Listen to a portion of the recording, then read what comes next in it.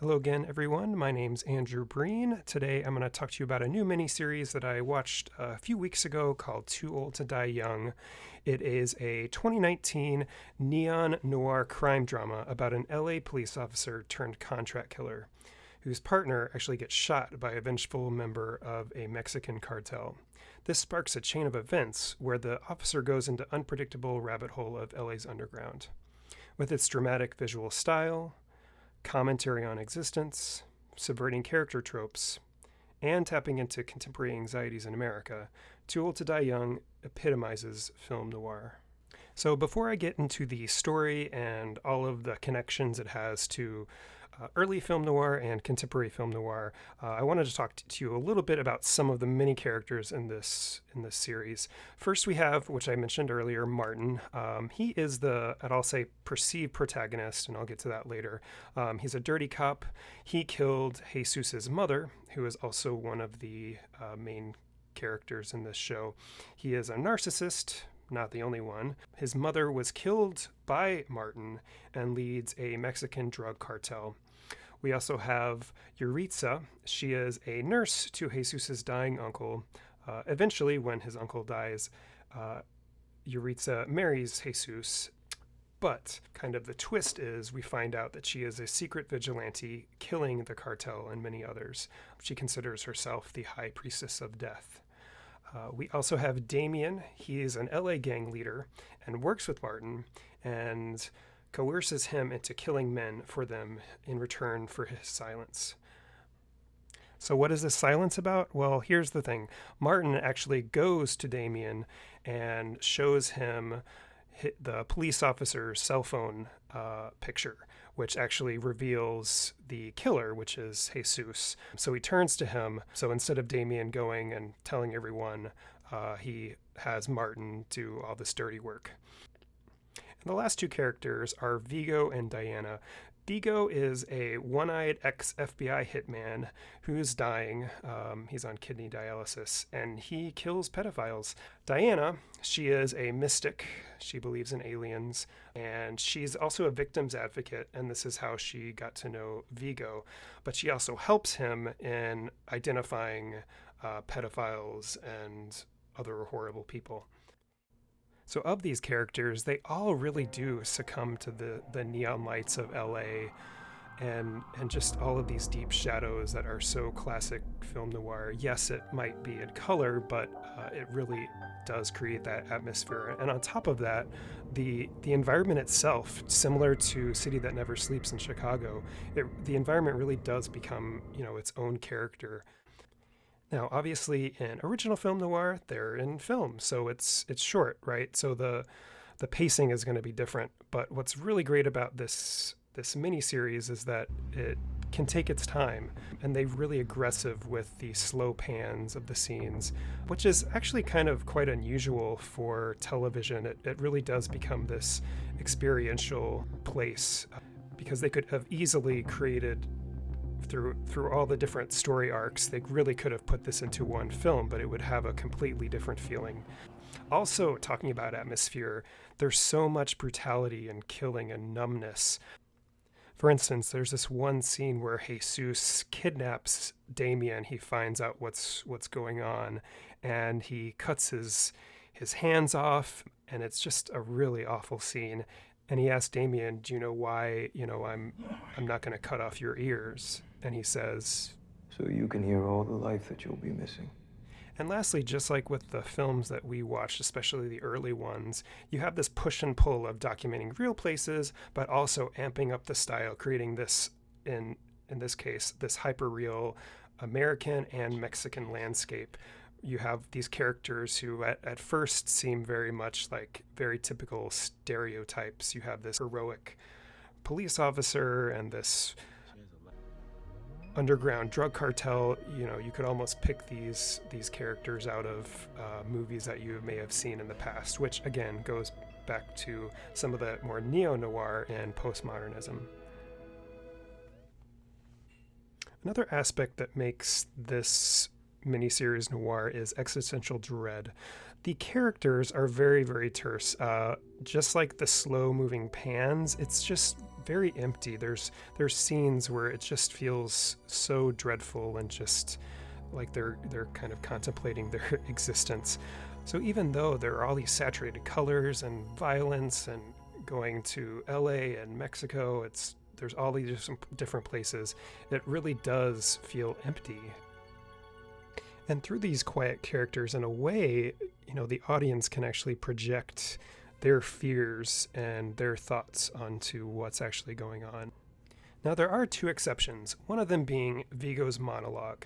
It's when he's with Martin and he's sort of overlooking LA's dazzling city, and he explains how society has evolved out of brutality, then abandoning violent nature where it's asleep, and how it is reawakened because we are slaves to the system we built. That we were the center of the universe, that the sun and the stars all revolved around us. And we spent the last 500 years since Copernicus in this slow crawl to where we are now, to this pinnacle of human achievement, where we finally bent nature to our will. We split the atom. We broke the fabric of reality. That's how far we've come.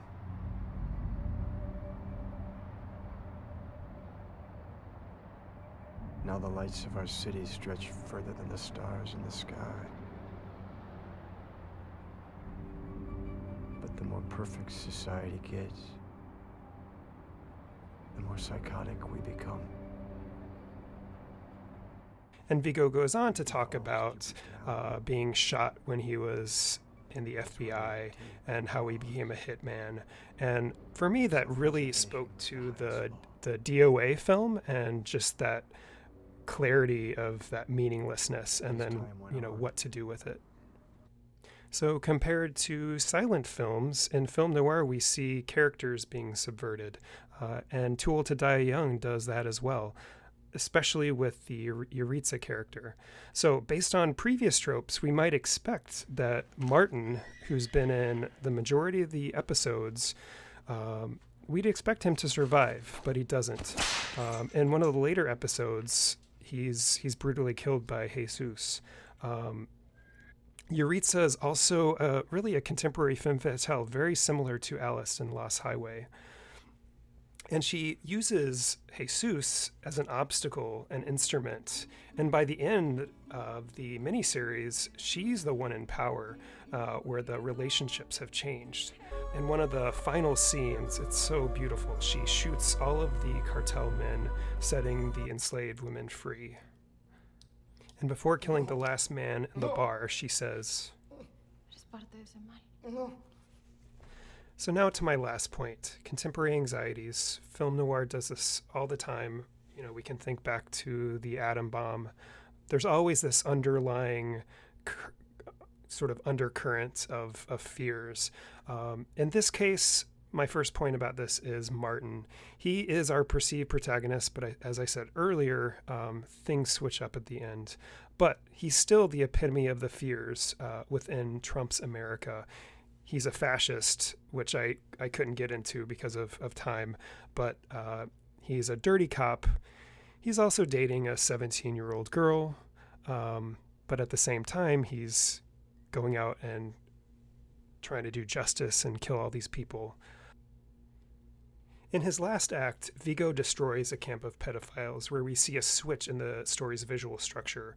And also kind of reminiscent of those early films of the atom bomb. But within those, you can see all of these pieces of Americana and the Nazi flag and all of these things that maybe we don't necessarily always talk about, but they're always underneath the surface. And then later in a restaurant, Diana orders pie and the server says, we have apple left, is that okay? And she kind of grimaces, but she takes it anyway. And so we have the scene where Vigo and Diana are eating this. And of course, then I think of like American-ass apple pie. She tells him her visions of Yuritsa. Then we also have Diana's prophetic monologue, which mirrors a lot of Trump America and where it could lead. The few will have everything. And most will have nothing. For not all men are created equal. Narcissism will no longer be suppressed, but worshipped as a virtue.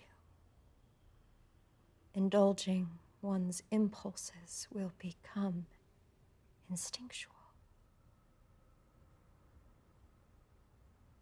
Our identities will be defined by the pain we cause. Pure, unadulterated nihilism will be the only solution in the face of glorious death.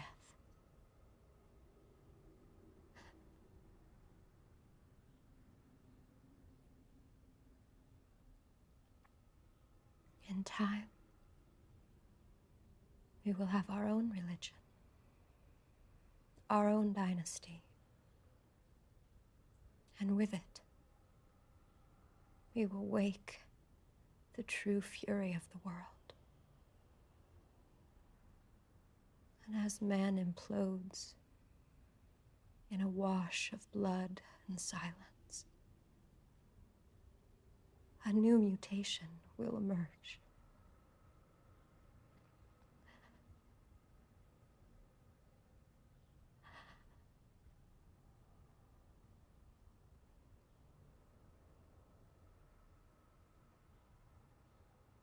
And on that day, I will declare the dawn of innocence.